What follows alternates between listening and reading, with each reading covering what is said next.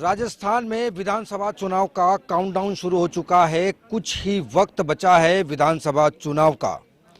जिस तरीके से राजस्थान में रोजाना मौसम अपनी करवट बदल रहा है, उसी तरीके से चुनावी मौसम और चुनावी समीकरण भी लगातार दिनों दिन बदलते जा रहे हैं। जिस तरीके से लगातार सियासी पंडित ये दावा कर रहे हैं कि बीजेपी प्रचंड बहुमत के साथ फिर से सत्ता में लौट रही है, तो वहीं अशोक गहलोत भी 7 गारंटी और वारंटी के जरिए सरकार रिपीट करने का दावा कर रही है।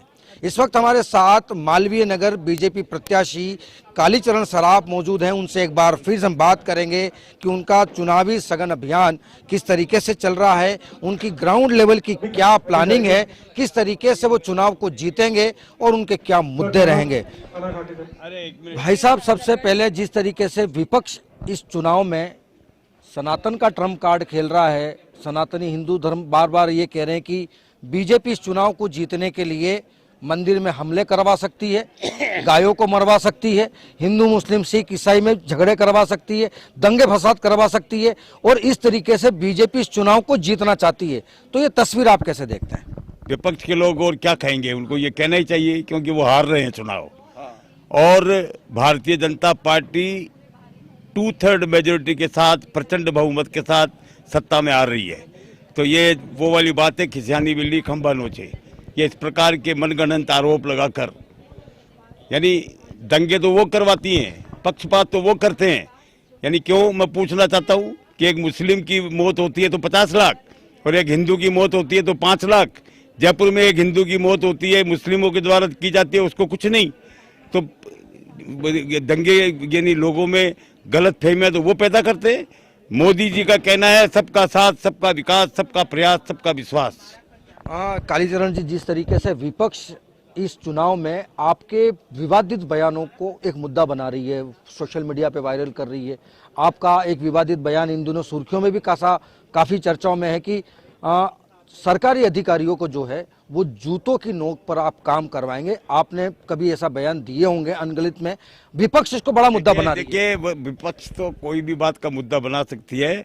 हमने ये कहा था कि राज होता है तो कलम की ताकत से, और राज नहीं होता तो संघर्ष के आधार पर हम काम करवाना जानते हैं।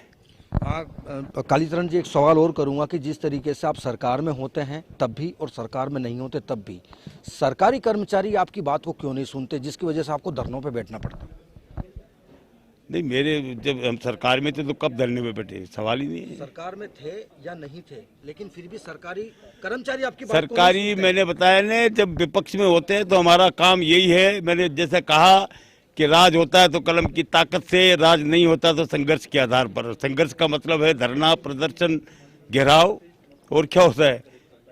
जिस तरीके से अभी जो विपक्ष जो है वो आपके विपक्ष में जो जिस तरीके का माहौल बना रहा है, सोशल मीडिया पर आपके लिए अनगिनत टिप्पणियां की जा रही हैं, गलत वीडियो वायरल किए जा रहे हैं, क्या वो इस बलबूते पर चुनाव जीतना चाहेंगे? दूसरा सवाल मेरा ये है कि जिस तरीके से आपका एक बयान और सुर्खियों में आ रहा है कि राजस्थान में रेप की घटनाओं पर क्या सरकार घर घर ताले लगाएगी, तो इस तरीके के बयानबाजी आपके खिलाफ अगर वो कर रहे हैं। नहीं, पर कम से कम राज्य सरकार का गैर जिम्मेदार मंत्री विधानसभा में ये बयान तो नहीं दे सकता। उसको तो सहन नहीं करेगी राजस्थान की जनता कि राजस्थान तो मर्दों का प्रदेश है, यहीं बलात्कार नहीं होंगे तो कहाँ होंगे। इससे ज्यादा शर्मनाक और नीचतापूर्ण बयान कोई हो नहीं सकता। मोदी जी के दौरे हो रहे हैं, जेपी नड्डा जी के दौरे हैं, क्या लग रहा है कि इन दौरों से बीजेपी को कितनी ताकत मिलेगी?